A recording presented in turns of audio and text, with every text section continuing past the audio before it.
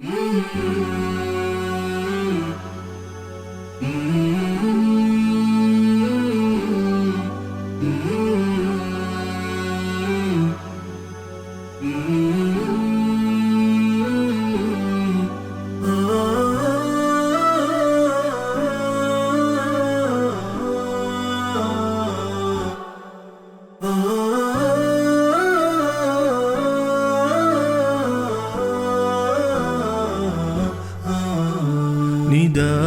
الحق صوت قد شجاني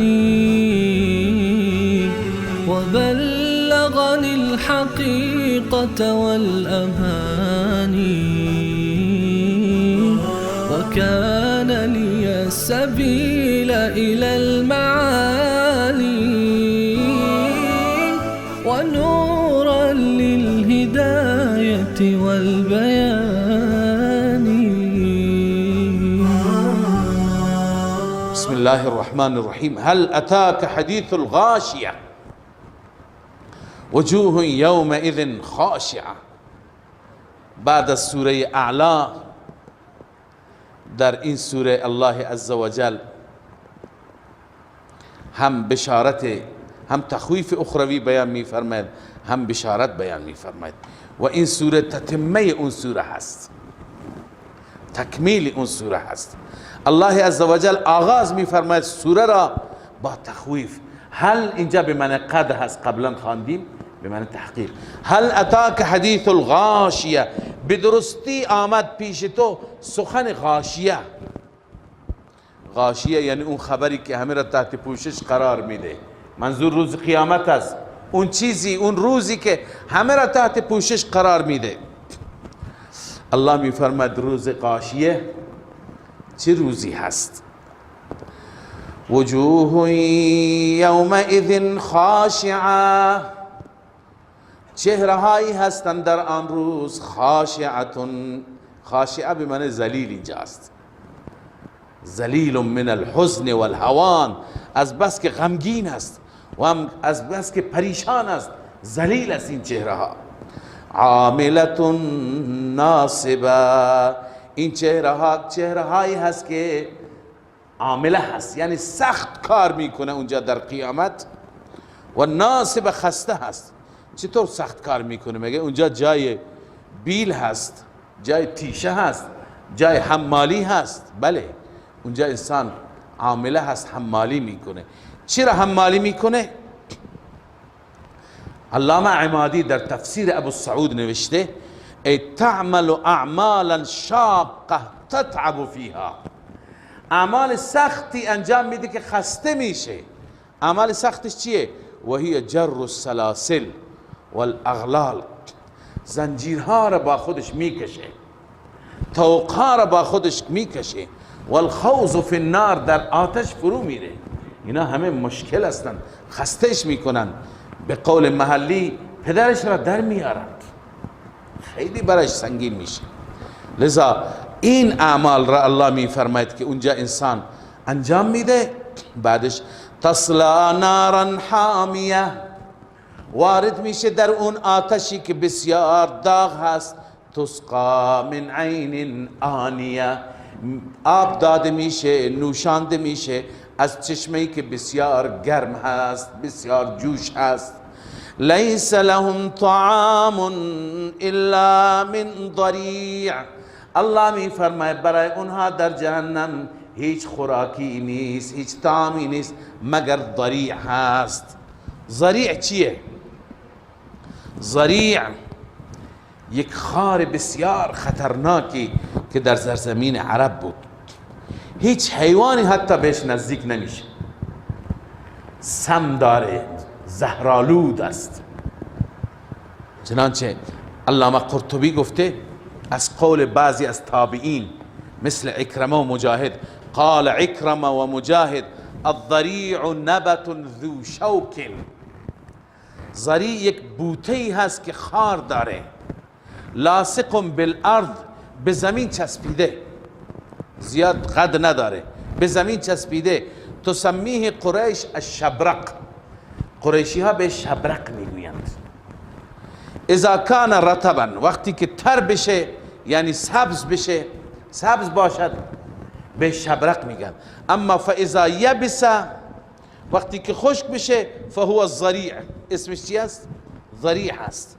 لا تقربه دابة ولا بهیمه، هیچ موجود زنده و هیچ چارپای نزدیکش نمیاد. ولا ترعاه، اونجا نمیچرد. و هو سم قاتل و هو اخبث الطعام، سم قاتل است و بدترین طعام هست. و اشنعه، و شنیعترین و زشترین و خرابترین طعام هست. علی هذا عامة المفسرین. پس ضریع چنان غذایی هست، الله میفرماید غذای اینها ضریع هست. چند نوع هست، زقوم هم هست، ضریع هم هست.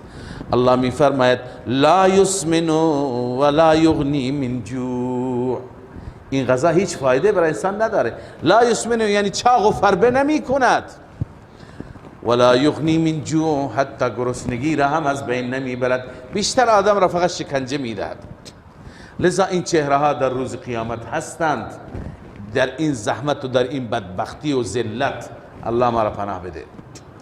و وجوه یومئذ ناعمه، الله می فرماید چهره های دیگه هستند که در ناز و نعمت هستند. لسعیها راضیه، این چهره ها اون چهره هایی هستند که نسبت به سعی که در دنیا داشته راضیه. در دنیا خوب عمل کرده، ربش را راضی کرده، نمازش را فوت نکرده، صدقه داده، نسبت به همه احسان داشته، اخلاق داشته، ظاهرش باطنش خوب، هم حق الله ادا کرده هم حق بندگان الله. اون چی که در دنیا کرده، سعی که در دنیا کرده چیه؟ راضیه، این نفس راضی هست. فی جنت عالیه، این انسان در جنتی هست که عالیه، جنت بالا، بلند مرتبه.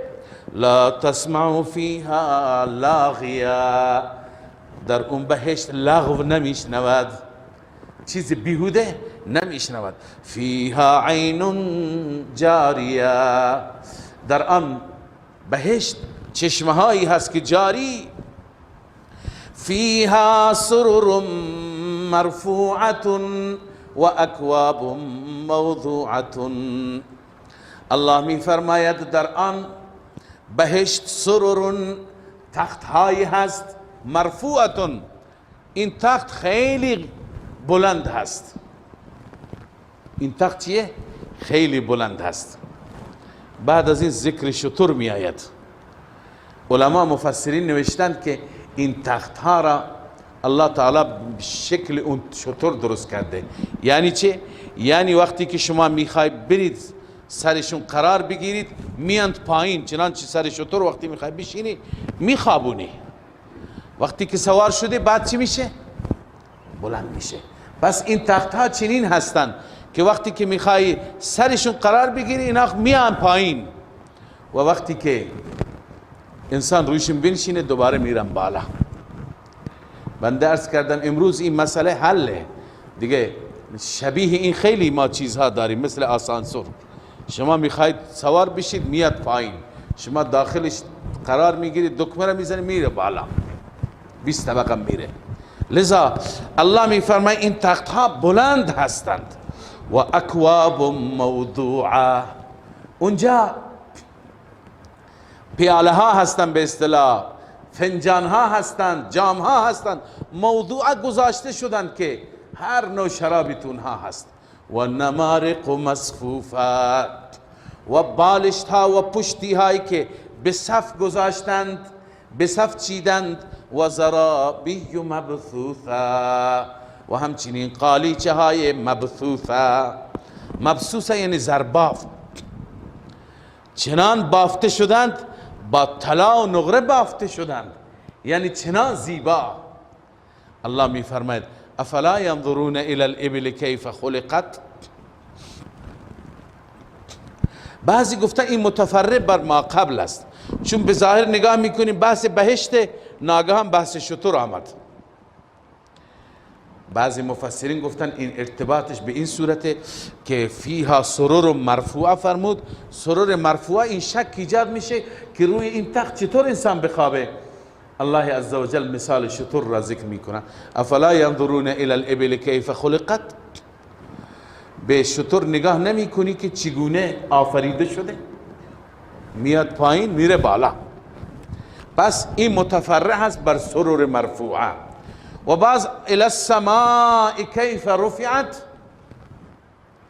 آیا به آسمان نگاه نمی کنی که چگونه رفیع و بلند آفریده شده؟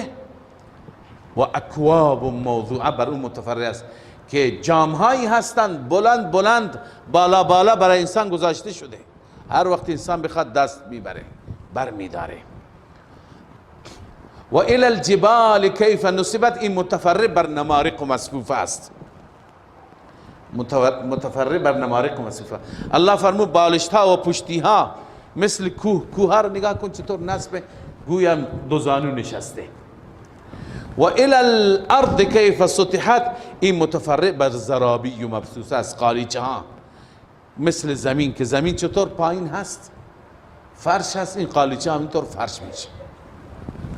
بعد از این الله میفرمه فذکر انما انت مذکر، ای پیامبر بترسان بیم بده، جز این نیست که شما ترساننده هستی. اما حضرت مولانا عبیدالله سندی رحمت الله علیه اینجا یک تقریری دارد که بنده همیشه ذکر میکنم برای داعی، دعوتگر، کسی که در راه خدا دعوت میده، برای اون خیلی مفید و لازم است. هم طلاب عزیز این صفات را پیدا بکنن، هم عزیزان دعوت و تبلیغ، کسانی که الله عزوجل اونها را توانایی داده که دعوتگر هستند، مردم را به سوی دعوت، به سوی خدا دعوت میدن. اینجا ایشون میفرماید که الله عزوجل به پیغمبرش خودش گفته فذکر، ای پیغمبر تو پند بده مردم را.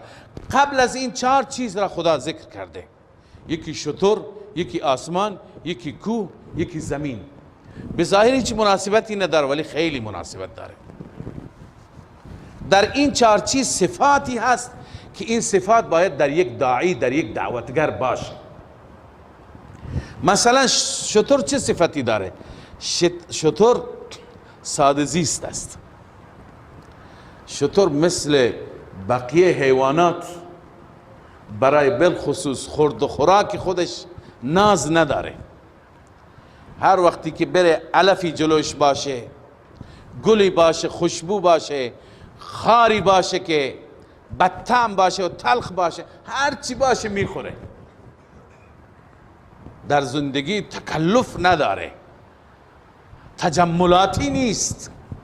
لذا یک دعوتگر ساده زیستی را باید از شتر یاد بگیره. ایشون میفرمایند ببین شتر چگونه آفریده شده، لذا خصوصیاتی که شتر داره باید تو داشته باشی.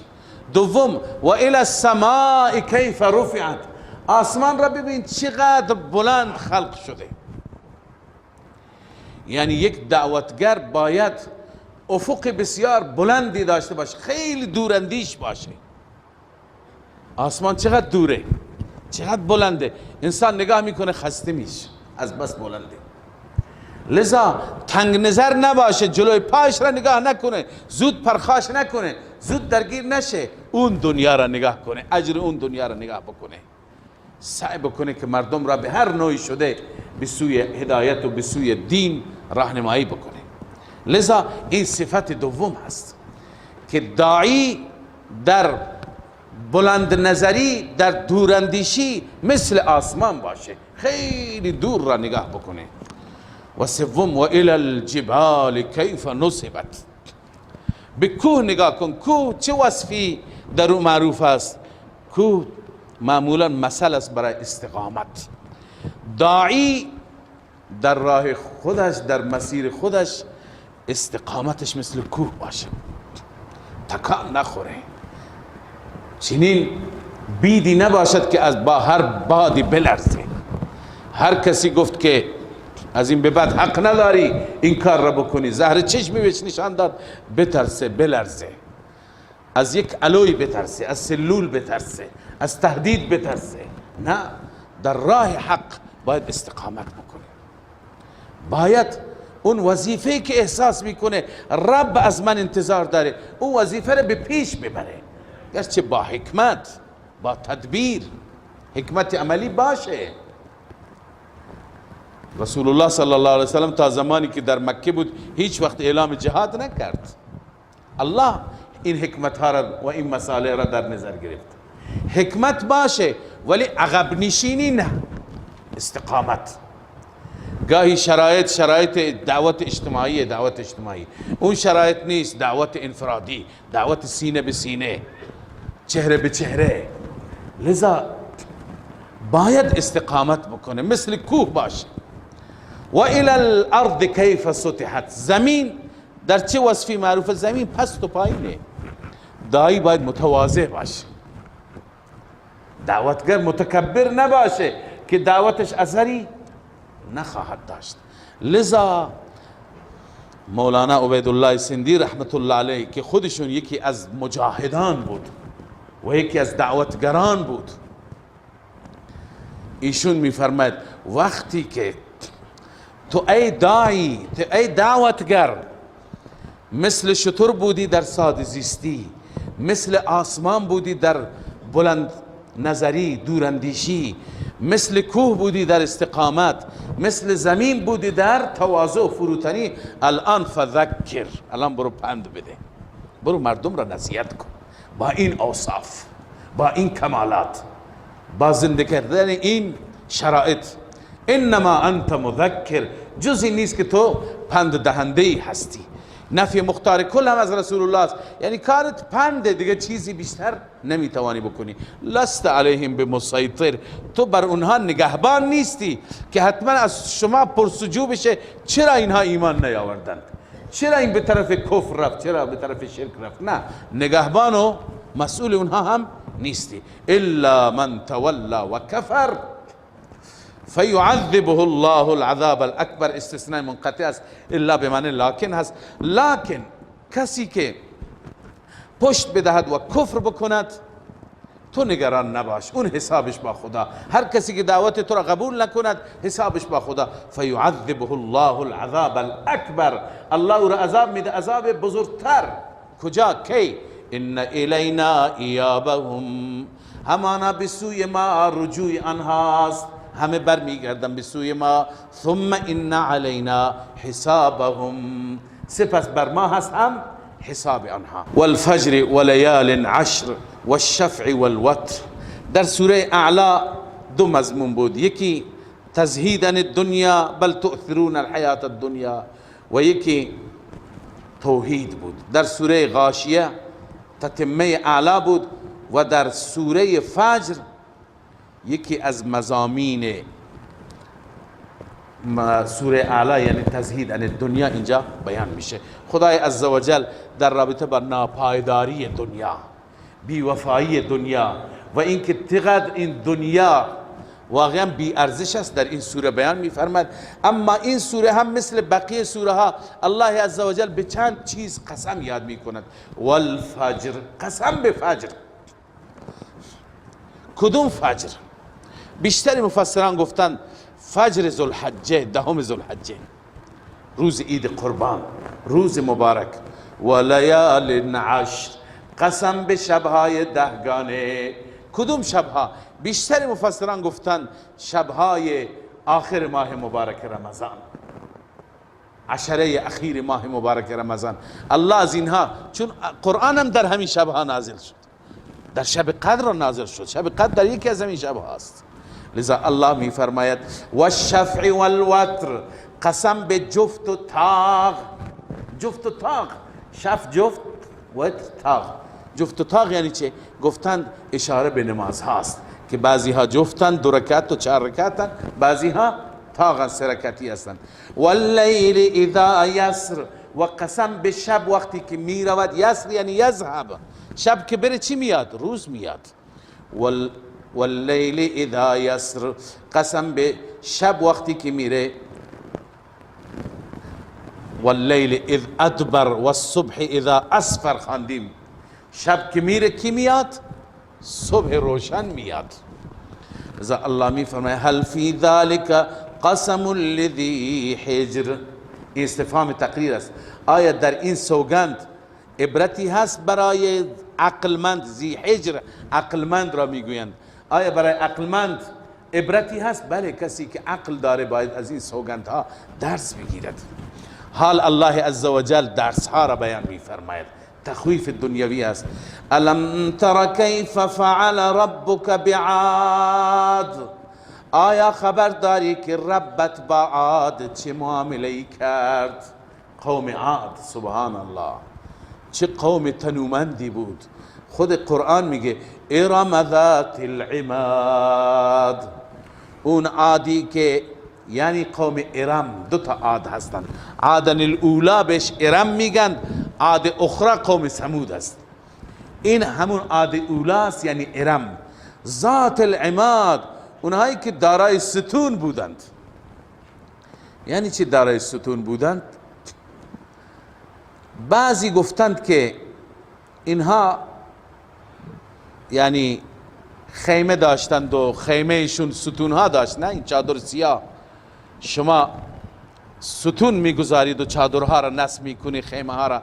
لذا چون دارای ستون بودند، دارای به اصطلاح محلی گدام و تیر و میان تیر و این ستون ها بودند، به این خاطر به اینها میگند ذات العماد، دارای ستون ها، دارای تیر و میان تیر به اصطلاح، که اون ستونی که نصب میکنند برای چادر.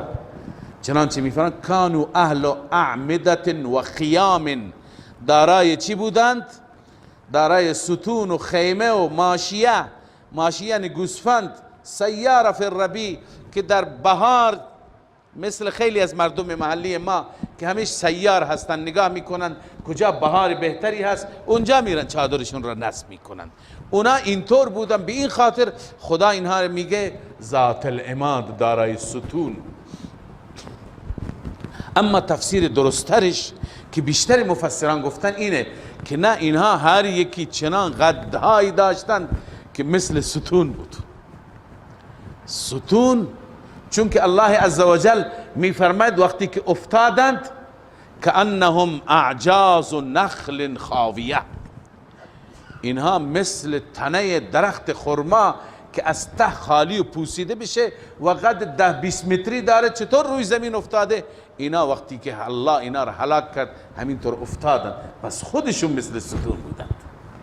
پس این که مثل ستون بودند یعنی خیلی قد آور، خیلی تنومند. مثل این قوم هیچ قومی آفریده نشده. خود قرآن میگه. الله میفرماید ارم ذات العماد، آن قوم عاد یعنی ارم که دارای ستون بودن، یعنی قدهایشون مثل ستون بود. التي لم یخلق مثلها فی البلاد، آنهایی که مثل آنها در این شهرها آفریده نشده. چنان قوی و تنومند بودند. الله میفرماید میدونی رب با اینها چه معامله کرد؟ و ثمود الذین جابوا الصخر بالواد، و همچنین نمونه دوم ثمود، قوم ثمود، آنهایی که تراشیدن صخره‌های و کوه‌ها را بالواد، در قریه ها. واد یعنی القرى، در قریه ها اینا می رفتن برای خودشون خانه درست بکنند. علاوه از این که اینها برای خودشون برج درست می کردند، برج هایی که در واقع نماد اونها بود. غیر از اون برج سازی می رفتن دل کوه را می تراشیدند و برای خودشون درست می کردند، از بس که خدا به اینها قدرت بدنی داده بود. لذا الله می فرماید اینها را آیا دیدی؟ این نمونه ها را خبر داری خدا با این انسان های نیرومند؟ ما برای یک لحظه چشمها را ببندیم و این اقوام را تصور بکنیم. یک روز اینها روی زمین آباد بودند، اینها حرف اول را می زدند، اینها مغرور بودند، اینها تنومند بودند، اثری از ما نبود. امروز اینها به عنوان یک افسانه هستند. یک روز میاد که ما هم به عنوان افسانه، هیچ که ما را نمیشناسه، حتی اولاد ما اسم ما را نمیدونن. چنانچه ما اگر پدر بزرگمون یکی دو تا را میدونیم، بقیه را نمیدونیم کی بوده. پدران خود ما را نمیشناسیم. لذا همینطور که اینها امروز نام و نشانی از اینها نیست، فقط در حد یک اسم. این دنیا همینه. الله می فرماید و ثمود الذین جابوا الصخر بالواد. آیا میدانی که ربت چه معامله ای کرد، چه برخوردی کرد با ثمود، قوم ثمودی که تراشیدن صخره ها را در روستا. و فرعون، نمونه سوم، و فرعون ذی الاوتاد، و اون فرعونی که ذی الاوتاد بود، دارای میخ. اوتاد و تد میخ را میگن. فرعون چطور دارای میخ بود؟ این دو تفسیر کردن. بعضی گفتن ذی الاوتاد کنایه از استحکام ملک است، کنایه از استحکام ملک، یعنی چنان ملکش قوی بود، مضبوط بود، پادشاهیش احتمال نداشت فرعون سرنگون بشه. معمولا شما یه جای چادری گدامی نصب بکنید، هر چی که اوتاد بیشتر بشه، خیمه را نصب میکنید، هر چی که میخا بیشتر بشه اطراف میخ میزنید و بندها را به اون میخا میبندید، این مستحکم تر میشه. اگر اون بندها کم باشه زود باد خراب میکنه، اما از هر طرف 10 تا 20 تا ببند دیگه هر طوفانی باشه این خراب نمیکنه. معنیش اینه که فرعون ملکش اینطور ذی الاوتاد و اینطور مستحکم بود، اما الله چطور خرابش کرد؟ اثری ازش نماند. و بعضی گفتن ذی الاوتاد به این خاطر فرعون را میگن چون شکنجه فرعون به وسیله میخا بود. سیده آسیه رضی الله تعالی عنها را که زن فرعون بود و به موسی کلیم ایمان آورد و مادر موسی بود، موسی را او نگه داشت به عنوان فرزند خوانده و پسر خوانده. وقتی که فرعون متوجه شد که این به موسی ایمان آورده، این را به وسیله میخا شکنجه داد. یعنی این را روی زمین خواباند، 4 دست و پایش را به 4 طرف به میخا بست و بعد گفت بزنید. این را زدند. الله عزوجل در قرآن مجید واقعش را ذکر کرده. اذ قالت رب ابن لی عندك بیتا فی الجنه. وقتی که در اون شکنجه ها درد میکشید، این دعا و مناجات را میکرد. اذ قالت رب ابن لی عندك بیتا فی الجنه. بار الها برای من یه خانه در بهشت خودت درست کن، من برای اونجا امیدوارم. و نجنی من فرعون و عمله. مرا از فرعون و از این شکنجهش نجات بده. و نجنی من القوم الظالمین. از قوم ظالم مرا نجات بده. این آسیه به وسیله میخا، به همین شکلی که بنده عرض کردم بعضی مفسرین تفسیر کردن، چون روش شکنجه فرعون چی بود؟ با میخ بود، لذا قرآن بهش میگه ذی الاوتاد، دارای میخ. مثلا امروز خیلی از ستمگاران دنیا هستند که ظلم میکنن، ستم میکنن، بعضی از شکنجهگاه ها لو میره. مردم وقتی که اونها را چی میکنن؟ اونها را میخوان بیشتر رسوا بکنن، اسم اون شکنجهگاه ها را میبرن. مثلا آمریکا را میگن که تو ادعای حقوق بشر نکن، تو ابو غریب را داشتی. ابو غریب واقعا رسوایشون کرد. چه شکنجه های اونجا بود. یا عرض کنم که بقیه بندگاه هایی و زندان هایی که مسلمان ها را، اهل ایمان را اونجا در شکنجه نگه داشتند و مثل حیوان نگهداری میکنند. لذا به این خاطر فرعون چون این شکنجه را میداد بهش ذی الاوتاد میگفتند. لذا الله میفرماید الذین طغوا فی البلاد. اینهایی که هر سه گروه، میدونی با اینها خدا چی کرد؟ هم قوم عاد، هم قوم ثمود، هم فرعون. الذین طغوا فی البلاد، آنهایی که در بلاد طغیانگری کردن، سرکشی کردن، ظلم و فساد کردن. فاکثروا فیها الفساد، در این زمین زیاد فساد کردن. فصب علیهم ربک صوت عذاب، رب بر اونها ریخت، یعنی نازل کرد صوت عذاب، تازیانه عذاب را. الله اونها را با تازیانه عذاب زد، اینا را الله عزوجل تار و مار کرد. لذا هر یکی عذابشون در سوره های متعددی از قرآن ذکره. خدا چطور عذابشون داد؟ به وسیله باد بر عاد وزید سخرها علیهم 7 لیال و 8 ایام حسوما، 7 شب و 8 روز پیاپی باد و طوفان. یا اینکه فرعون را غرق کرد، ثمود را به وسیله صیحه و زلزله و رجفه از بالا و پایین الله عذاب داد که همه به تو خانه هایشون به دهن افتادن، به زانو افتادن. الله می فرماید ان ربک لبالمرصاد، این مخصوص اونها نیست، رب تو همیشه در انتظار و در کمین هست برای ظالمان. هر شروری، هر مفسدی، هر ظالمی که ظلم و ستم بکند 4 روزی اسبش را میتازد، اما رب در کمین او هست. به وقت رب او را مؤاخذه میکند و به کیفر اعمالش او را میرساند. حال الله عزوجل زجر و توبیخ برای انسان بیان میکند. انسان ضعیف، ببین سبب مرض انسان را هم اینجا بیان فرموده. فاما الانسان اذا ما ابتلاه ربه، اما انسان هرگاه رب او را مبتلا بکند، یعنی آزمایش بکند، امتحان بکند. گاهی الله ما را با نعمت آزمایش میکند، گاهی با مصیبت.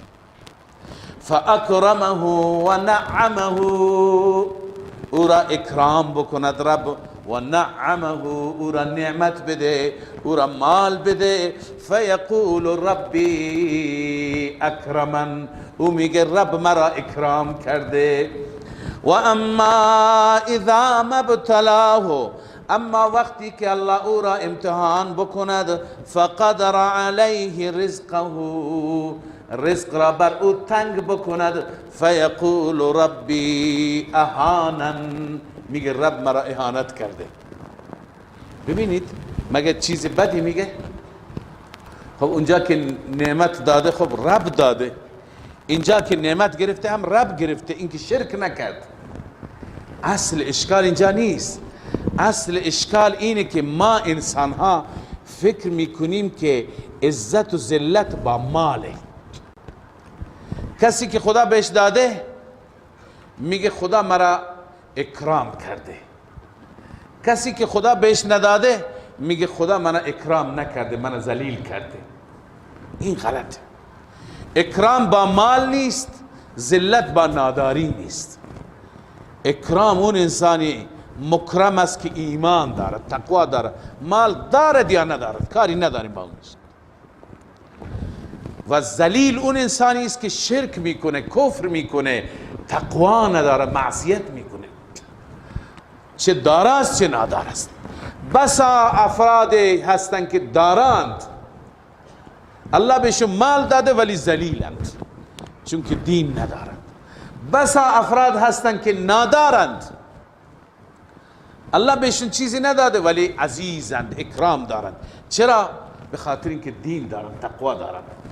و بسا افراد هستند که دارا هستند، عزیز هم هستند چون دین دارند. و بسا افراد هستند که نادار هم هستند، ذلیل هم هستند چون هم نداره هم دین هم نداره، پول هم نداره دین هم نداره. پس اصل من و شما باید این را از ذهنمون بیرون کنیم که عزت و ذلت بر ماله. نه، باید عزت و ذلت را بر اعمال بدانیم، بر ایمان بدانیم، بر اخلاق بدانیم. لذا اشکال اینجا این است که در حالی که مدار عزت و ذلت مال و سرمایه نیست، بلکه اطاعت الله و معصیت الله است. یعنی عزت اطاعت الله، ذلت چیه؟ معصیت الله. پس این انسان نمیدونه اذا مبتلاه ربه، الله او را امتحان میکنه، پس این امتحانی است، این عزتی نیست. فاکرمه، بظاهر او را الله اکرام میکند و نعمه او را نعمت میده. فیقول ربی اکرمن، میگه رب مرا اکرام کرد، به من شخصیت داد. نه، شخصیتت با مال نیست، شخصیتت با ایمانه. این امتحانی است. مال چیه؟ امتحان الهی است، بستگی داره موفق میشی یا ناموفق. و اما اذا ما ابتلاه، اما زمانی که او را الله امتحان بکند، فقدر علیه رزقه، رزق را بر آن تنگ بکند، فیقول ربی اهانن، میگه رب مرا اهانت کرد، مرا ذلیل کرد. نه، اینطور نیست. عزت و ذلت عرض کردم با ایمان است. حال الله عزوجل یکی از امراض ما را بیان می فرماید. یکی از امراض عرض کردم برای نجات دو چیز لازمه. یکی التعظیم لامر الله، امر خدا را همیشه تعظیم و احترام کن، یعنی دستورات خدا را بجا بیار. دوم شفقت علی الخلق، بر خلق ضعیف شفقت داشته باش. الله می فرماید کلا بل لا تکرمون الیتیم، حق این است که شما یتیم را اکرام و اعزاز نمی کنید، به یتیم رسیدگی نمی کنید. ولا تحاضون علی طعام المسکین، شما تحریک نمی کنید، تشویق نمی کنید هم دیگر را بر طعام مسکین. و تأکلون التراث اکلا لما، بعضی از عیوب ما را الله بیان میکنه. خدا ما را از این مریضی ها نجات بده. الله می فرماید مال میراث را شما می خورید اکلا لما، اکلا لما یعنی خوردن همگی با هم، جمیعا. لما یعنی جمیعا. در میراث خودت هم سهم داری، اما مال صغیر را با مال خودت همراه میکنی میخوری. تو این گونه هستی ای انسان. لذا نه اینکه به یتیم نمیرسی بلکه حق یتیم را هم میخوری. و تحبون المال حبا جما، و مال را دوست داری حبا جما، حب زیاد. ببینید در تفسیر لمن نوشته اکلا لمن، لمن یعنی ذا لمن و هو الجمع بین الحلال والحرام، جمع بین حلال و حرامه. یک بخشی از این مال تو هست، یک بخشی مال تو نیست، همه رو میخوری، پس اون حلال خودت را هم حرام کردی. و کانوا لا یورثون النساء، این عادت اگر هنوز هست از بین ببریم که این مال جاهلان است. می فرماید که به زنها ارث نمی دادند، ولا الصبیان، به بچه ها نمی دادند. و یأکلون تراثهم مع تراثهم، میراث اونها را با میراث خودشون بالا می کشیدند، می خوردند. و تحبون المال حبا جما یعنی حبا کثیرا شدیدا مع الحرص و منع الحقوق، یعنی حریص هستید شما، دیگران را حق نمیدی، فقط من. لذا این صفات بسیار بد است، باید انسان به حق خودش قانع بشه. کلا اذا دکت الارض دکا دکا، سبحان الله. الله ما را می ترساند از صحنه های آخرت. ای انسانی که چنین مال حرام میخوری، خبردار زمانی که کوبیده میشه زمین، کوبیدنی، چه کوبیدنی. زمین را الله عزوجل با کوها به هم میزند که زمین هر چی که روی زمین است صاف و صوف میشه. در زمین لا ترى فیها عوجا ولا امتا، نه کجی هست، نه کوجی هست، نه برآمدگی هست، نه پایینی هست. و جاء ربک والملک صفا صفا، وقتی که زمین صاف و هموار میشه، روز قیامت برپا میشه، جاء ربک، ربت میآید برای حساب و کتاب اونطور که لایق هست. والملک، و همه فرشتگان میآیند، صفا صفا، صف بسته پشت سر هم، صف به صف، همه فرشتگان میآیند تا دستورات رب را اجرا کنند. و جیء یومئذ بجهنم، در آن روز جهنم را میآورند، آماده میکنند. جهنم آماده باش میشه. یومئذ یتذکر الانسان، الله می فرماید در اون روز انسان به یاد می آورد، در اون روز انسان پند حاصل میکنه، تذکر. ولی و انا له الذکرى، چه فایده، چه فایده از این پند؟ اینجا دارالجزاست، اینجا دیگه دارالعمل نیست. ای انسان بیچاره، اینجا که الان بیاد افتادی، الان متذکر شدی، الان پند گرفتی، الان دیر شده. باید در دارالعمل میکردی، در دارالدنیا میکردی. یقول یا لیتنی قدمت لحیاتی، این بیان یتذکر است. الله می فرماید این انسان میگه کاش من برای این حیات من یا در حیات دنیای من چیزی قبل از خودم میفرستادم، کاش نمازها میفرستادم، کاش روزها میفرستادم، کاش صدقه های بلا ریا میفرستادم. هیچی نکرده. اونجا الان کاش کاش میخوره، حسرت و افسوس میخوره. الله میفرماید فیومئذ لا یعذب عذابه احد. در اون روز عذاب خدا را هیچ کسی نمیتونه بده اونطور که الله عذاب میده، اونطور که الله مؤاخذه میکنه. مؤاخذه مردم دنیا اونطور نیست. ولا یوثق وثاقه احد. و همچنین گرفتار نمی کند، نمی گیرد، مؤاخذه نمی کند گرفت الله را هیچ کسی. الله که بگیرد سخت میگیرد، دیر گیرد سخت گیرد مرد تو را. شاعر میگه تو مشو مغرور بر حلم خدا. مغرور نباش که خدا حلم داره، من و تو را نمیگیره، مهلت میده. هرچی گناه میکنیم میبینیم خبری نیست. الله میگه، شاعر میگه الله که بگیره دیر گیرد سخت گیرد مرد تو را، سخت میگیره. اینم میگه ولا یوثق وثاقه احد. گرفتن خدا را هیچ کسی نداره، طور سخت نمیگیره. پس انسان اونجا متنبه میشه، اونجا متذکر میشه. اون تذکرش فایده نداره، ولی رب برای ما در قرآن بیان کرده که ما از همکنون متذکر بشیم، از همکنون به فکر باشیم، نه حق خدا تلف بکنیم نه حق بندگان خدا تلف بکنیم. همین دو کار خیلی آسان.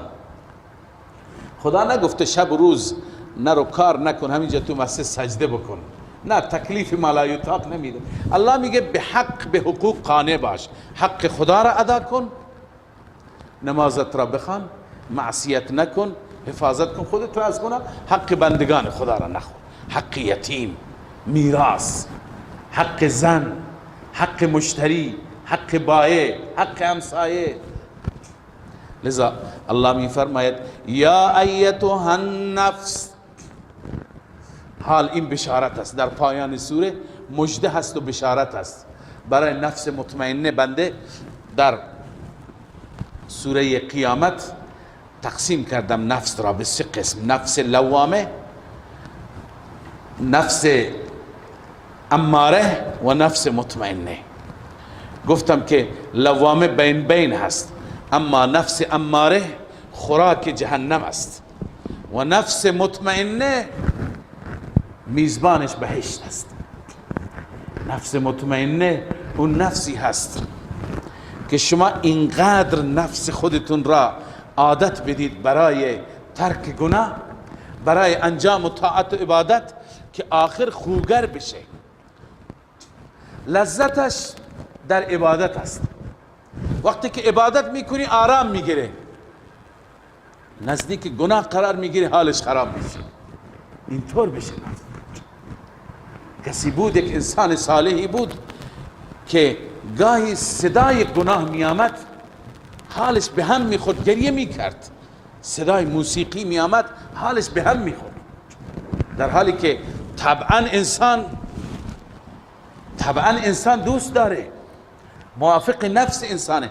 اما یک انسانی نفس خودش را اینقدر کار کرده که بهترین لذتش در کجاست؟ در 2 جا.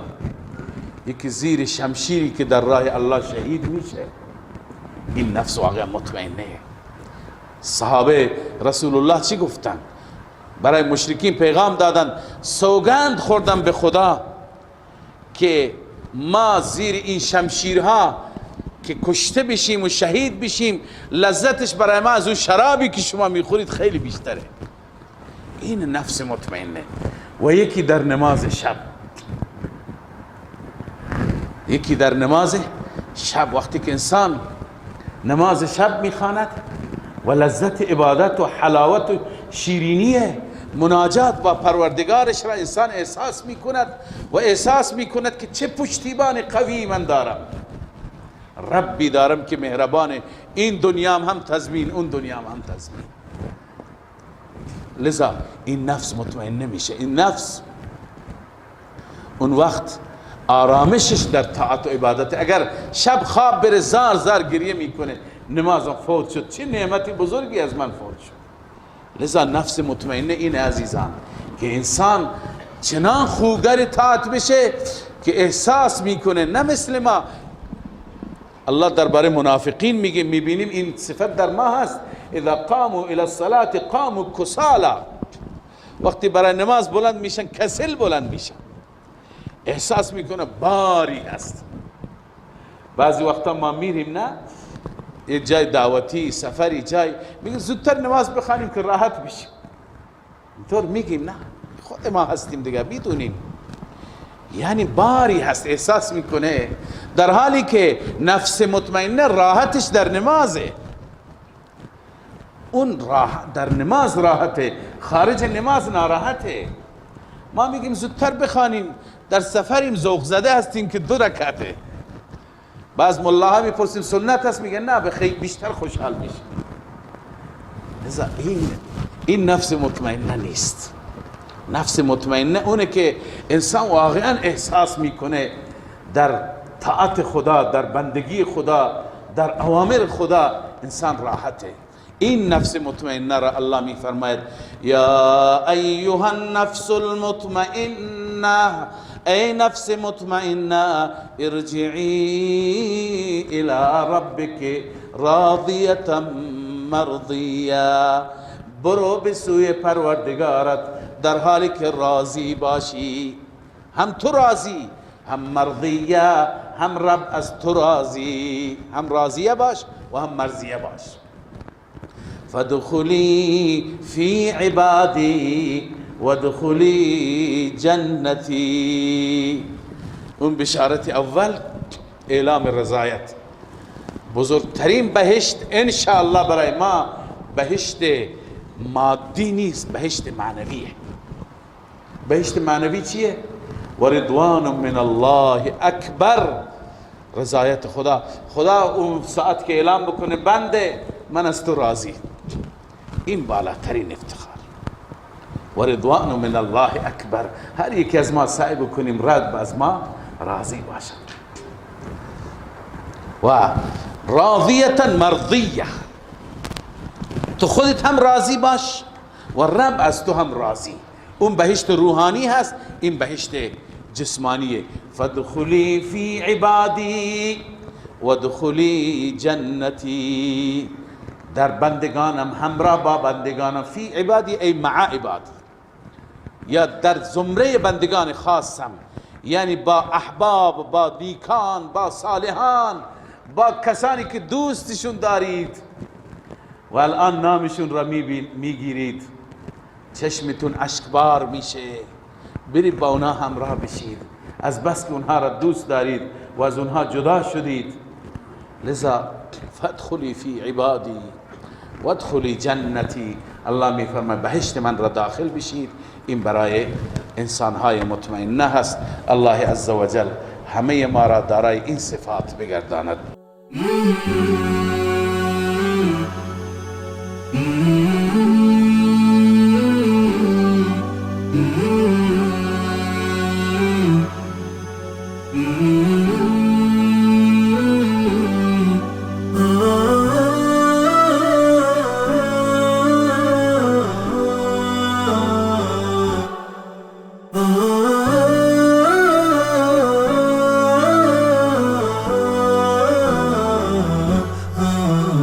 نداء الحق صوت قد شجاني وبلغني الحقيقة والأماني، وكان لي السبيل إلى المعالي، ونورا للهداية والبيان.